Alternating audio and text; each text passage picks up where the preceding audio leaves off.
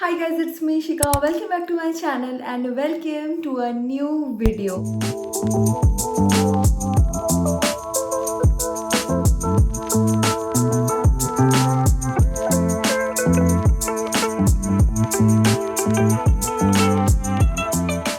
For today's video, you have already read the thumbnail and the title, so I am going to share my opinion, thoughts about hair keratin or hair smoothing. So for me, basically, my hairs are my confidence. So for me, I have done 3 times smoothing in my entire life.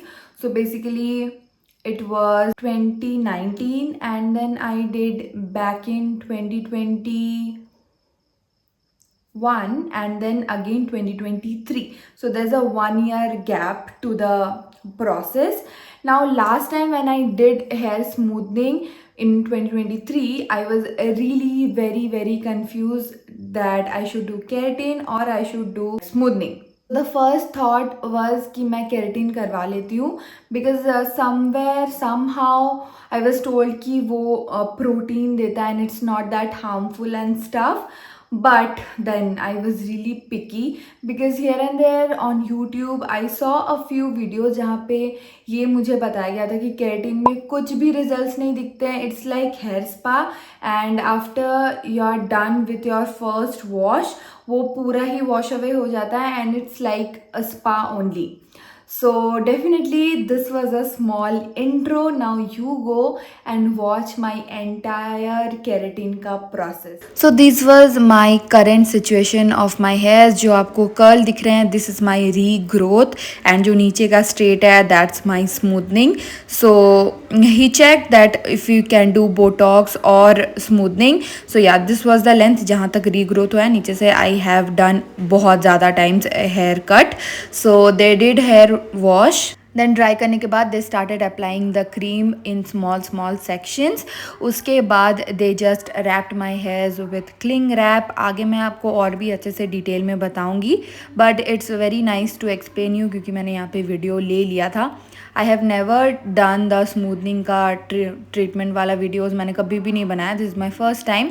Now cream को ही थोड़ा सा dry करने के बाद ना they first blow dried it and then उसके ऊपर से they started ironing my whole hairs section by section and this was not first time, this was second time ironing. तो या 2 बार होता है. उसके बाद we went for hair wash and already मुझे अपने हेयर्स बहुत ज़्यादा सॉफ्ट एंड बहुत ज़्यादा ही अच्छे लग रहे थे. थरली हेयर वॉश करने के बाद they blow dried it again.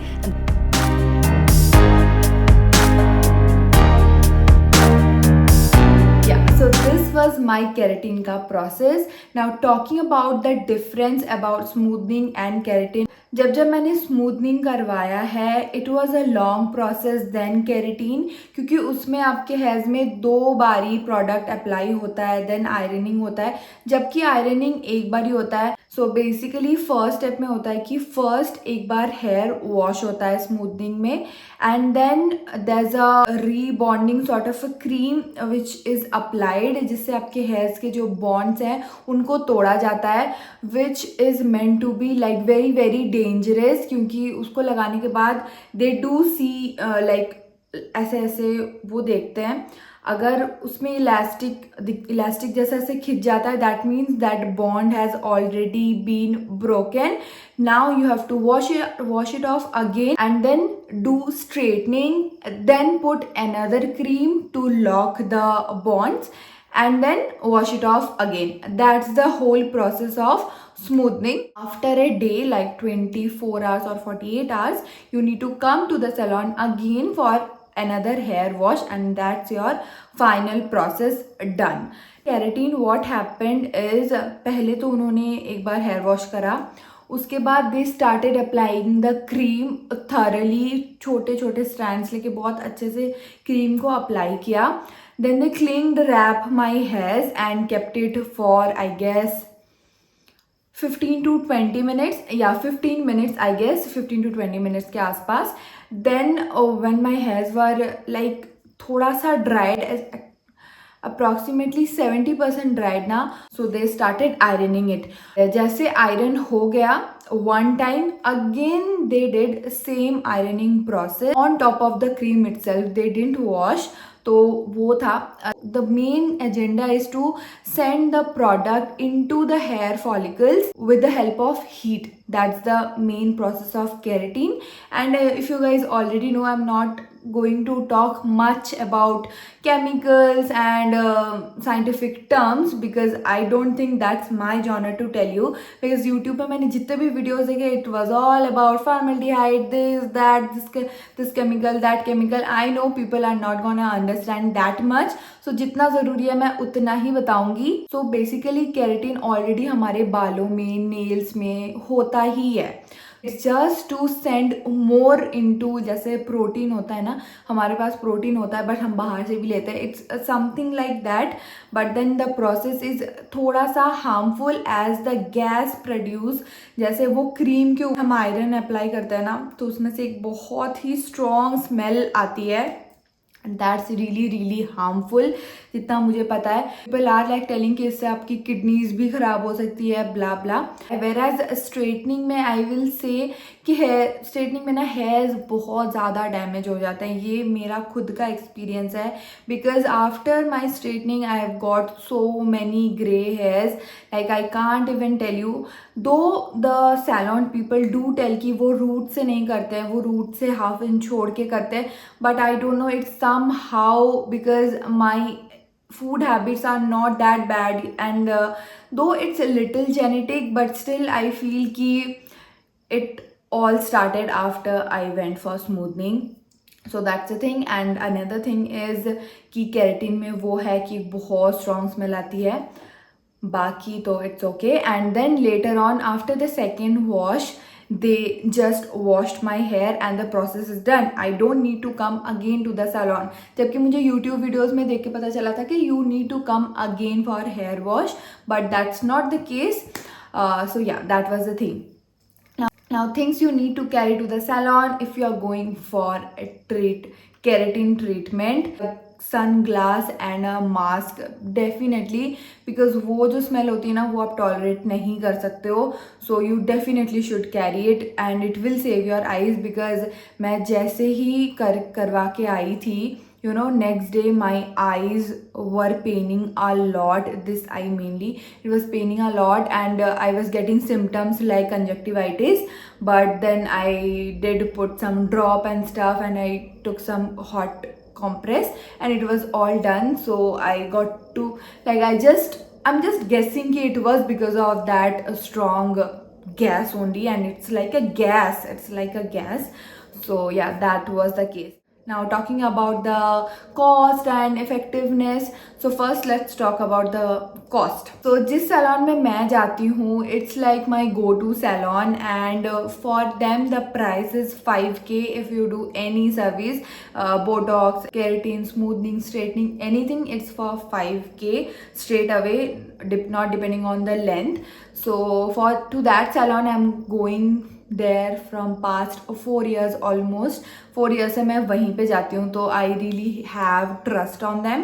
तो 5k ही मुझे बजट आया था, because definitely the first time I did smoothening was in West Bengal. तो वहाँ पे मेरे hairs that time it was till my like medium length में थे मेरे, till my waist. But normally ना कोई भी सैलून में आप जाओगे, पहले वो आपका लेंथ कट कर देते हैं and then they do the process, because for their convenience definitely. But जहाँ पे मैं जाती हूँ they are not like that. तो वो आपको पूरा जो आपका हेयर्स है उस पर ही सारा ट्रीटमेंट होता है, and then if you wish to cut it down then you can do it. तो फर्स्ट टाइम जब मैंने करवाया था तो इट वॉज 7,000, एंड सारे प्रोडक्ट्स वगैरह लेके इट वॉज ऑलमोस्ट 7-8-9, हाँ वही 9,000 के आसपास मुझे पड़ा था. वेर एज आई नो कि स्मूथनिंग से केराटिन थोड़ा ज़्यादा एक्सपेंसिव होता है. इट्स ऑलमोस्ट 8 to 10k के अप्रॉक्सीमेटली हो जाता है नॉर्मली. मैं बैंगलोर में हूँ currently, and it costed me 5,000 plus the product shampoo and conditioner which costed me again 2,500 rupees for the shampoo and conditioner together. So overall the process was, after थोड़ा मोड़ा discount, 7,200 का मुझे पड़ा था full process. And this is how my hairs look like now cost तो हो गया, now let me just tell you the effectiveness. Like smoothening is something ना जो आपको ऐसा फील करवाएगा at least for straight 3 to 4 months कि हाँ आपके बाल अच्छे लग रहे हैं, इट्स स्ट्रेट, इट्स नाइस, ऐसा आपको फील होगा. बट उसी के साथ आपको हेयर का बहुत ज़्यादा थिन होना भी समझ में आएगा.